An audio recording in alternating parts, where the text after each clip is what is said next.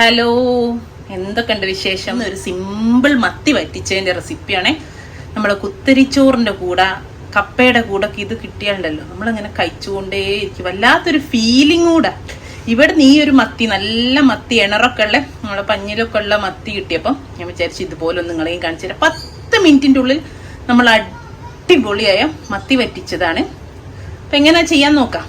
മത്തിയിലേക്ക് കുറച്ച് മസാല പരട്ടണം. ഫസ്റ്റ് തന്നെ ക്ലീൻ ചെയ്ത് വരങ്ങി വെച്ച മത്തിയാണ്. ഇതിന്റെ എണറ് ഞങ്ങൾ പഞ്ഞി എന്നൊക്കെ പറയും കേട്ടോ. പഞ്ഞല്, എണറ് എന്ന് പറയുന്നവരും ഉണ്ട്. അപ്പൊ ആ എണറൊക്കെ ഉള്ള നല്ല മത്തിയാണ്. അതുകൊണ്ട് തന്നെ ഞാൻ ഈ റെസിപ്പി ചെയ്യാന്ന് വിചാരിച്ചു. നല്ല മത്തി കിട്ടി. ഇപ്പൊ ദാ ഇതിലേക്ക് ആവശ്യമുള്ള ഉപ്പ് ചേർത്തി കൊടുക്കാം. ഇതൊരു 500 ഗ്രാം മത്തിയാണ് കേട്ടോ ഉള്ളത്. അപ്പൊ ഇതിലേക്ക് ഇതാ ഒരു 1/2 ടീസ്പൂണ് മഞ്ഞൾപ്പൊടി ചേർത്തി കൊടുത്ത്, പിന്നെ ഇതാ നല്ല കാശ്മീരി മുളക് പൊടി, കുരുമുളക് നമ്മൾ കൂടുതൽ ചേർക്കുന്നത്. അപ്പം ഒരു കളറിന് വേണ്ടിയിട്ട് 1 ടീസ്പൂണ് കാശ്മീരി മുളക് പൊടി ചേർത്തി കൊടുത്തിട്ടുണ്ട്. ഇനി ഇതാ 1 ടേബിൾ സ്പൂണ് കുരുമുളക് പൊടി, പിന്നെ ഇതാ തരിതരിയായിട്ട് പൊടിച്ച ഒരു 1/2 ടേബിൾ സ്പൂണ് കുരുമുളക് ഇട്ട് കൊടുത്തിട്ടുണ്ട്.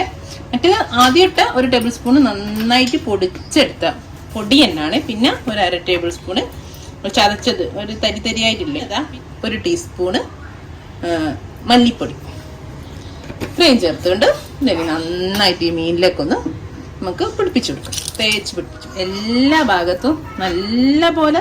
ഇത്തിരി വെള്ളം വേണേ വെള്ളം ചേർത്തിട്ട് പിടിപ്പിച്ചു കൊടുക്കണേ. കണ്ടോ, എല്ലാ ഭാഗത്തും നമ്മുടെ മസാല ഒക്കെ നന്നായിട്ട് പിടിച്ചിട്ടുണ്ട്. ഇനി നമുക്കൊരു 20 മിനിറ്റ് റെസ്റ്റ് ചെയ്യാൻ മാറ്റിയൊക്കെ. അപ്പോൾ ഒരു 20 മിനിറ്റ് ഒക്കെ കഴിഞ്ഞു. നന്നായിട്ട് നമ്മൾ മസാല ഒക്കെ പിടിച്ച് മത്തി വടെ ഇരിക്കുന്നുണ്ട്. ഇനി ഞാനൊരു കുക്കർ വെച്ചിട്ടുണ്ട്. കുക്കർ വെള്ളമൊക്കെ വറ്റി നല്ല ചൂടായി വരുമ്പോൾ ഒരു 2 ടേബിൾ സ്പൂണ് വെളിച്ചെണ്ണ ഒഴിച്ചെടുത്തിട്ടുണ്ട്. അപ്പോൾ ആ വെളിച്ചെണ്ണ ഒക്കെ ചൂടാവുന്ന സമയത്ത് ഒരു 1/4 ടീസ്പൂൺ പോലും ഇല്ല, അതിന്റെ പകുതി ഉലുവ ചേർത്തി കൊടുത്തിട്ടുണ്ട്. പിന്നെ ഇതിലേക്ക് ഇതാ കരിവേപ്പില.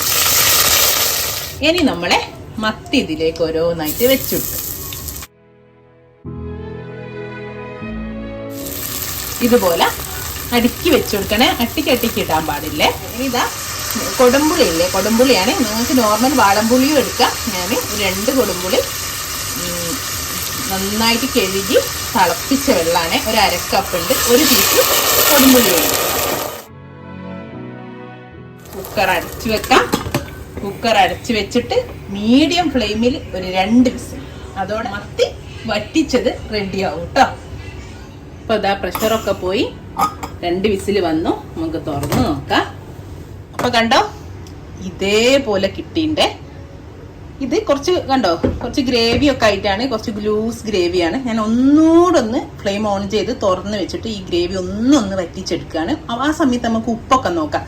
ഉപ്പ് കുറവുണ്ടെങ്കിൽ നമ്മൾ പുളിവെള്ളം ചേർത്തോണ്ട് ഉപ്പ് കുറഞ്ഞു പോയിട്ടുണ്ടെങ്കിൽ ഒരു തരി ഉപ്പൂടെ ഒക്കെ ചേർത്തി കൊടുക്കാം. ഇത്രേ ഉള്ളു സംഭവം. ഒന്ന് വറ്റിച്ചെടുത്താൽ നമ്മളെ മത്തി വറ്റിച്ചത് റെഡിയായി. കുക്കർ മത്തി റെഡിയായി. ഓക്കെ, ഒന്ന് ഞാൻ വറ്റിക്കാൻ വേണ്ടി വെച്ചിട്ടുണ്ട്. പിന്നെ വേറൊരു കാര്യം മറന്നുപോയി. നമ്മൾ ആ പുളിവെള്ളം ഒഴിച്ച സമയത്ത് തന്നെ നിങ്ങൾ ഉണക്ക നെല്ലിക്ക ഇതേപോലെ ഒന്ന് ചതച്ച് കുതിർത്ത് വെച്ചിട്ടുണ്ടെങ്കിൽ അത് ചേർത്ത് കൊടുത്താലും നല്ല ടേസ്റ്റ് ആയിരിക്കും. നമ്മൾ മത്തി വരട്ടാറില്ലേ സാധാരണ, ഞാൻ വീഡിയോ ചെയ്തിട്ടുണ്ട്. അപ്പൊ അതുപോലെ ആ വരട്ടുന്നതിന് ചേർത്തോണ്ട് തന്നെ ആ നെല്ലിക്ക വെള്ളം കുറച്ച്, അല്ലെങ്കിൽ നെല്ലിക്ക ചതച്ചതോട് ചേർത്താൽ ഒന്നുകൂടെ അടിപൊളി ടേസ്റ്റ് ആയി കേട്ടോ. അപ്പൊ ഈ ചാറോട്, നല്ല ചാറോട് കൂടി വേണ്ടിയവർക്ക് ഇതേപോലെ എടുത്താൽ മതി. ഉപ്പൊന്ന് നോക്കിയാൽ മാത്രം മതിയേ. അപ്പൊ കണ്ടോളൂ, ഇത്രേ ഉള്ളൂ. നല്ലതാ, ഒന്നൊന്ന് ഉറുക്കിയിട്ടേ ഉള്ളൂ. ഉപ്പൊക്കെ ഉണ്ട്. ഉപ്പൊന്നും പിന്നെ ചേർത്തിട്ടില്ല.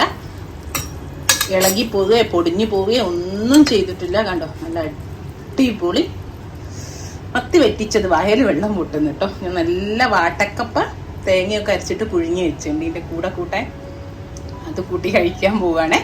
അപ്പൊ അതൊന്ന് പ്ലേറ്റ് ചെയ്യാം. പ്ലേറ്റിലേക്ക് ഇടാം. ഇത്രേ ഉള്ളൂ. ഇൻഷാ അല്ലാഹ് നല്ലൊരു വീഡിയോ ആയിട്ട് നമുക്ക് വീണ്ടും കാണാം. Thank you.